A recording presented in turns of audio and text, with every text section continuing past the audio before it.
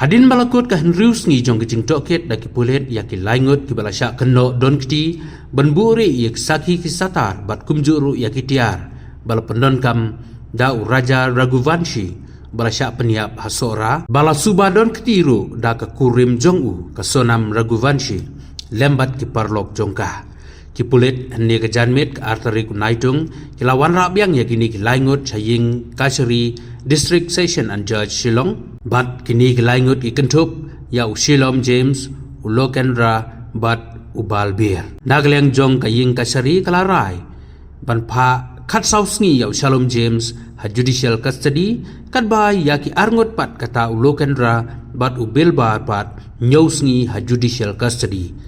You see, the accused Shilom James, Phah and Lokendra, they were produced before the Honorable Court today after their police custody is over today. So IU has prayed for 14 days judicial custody,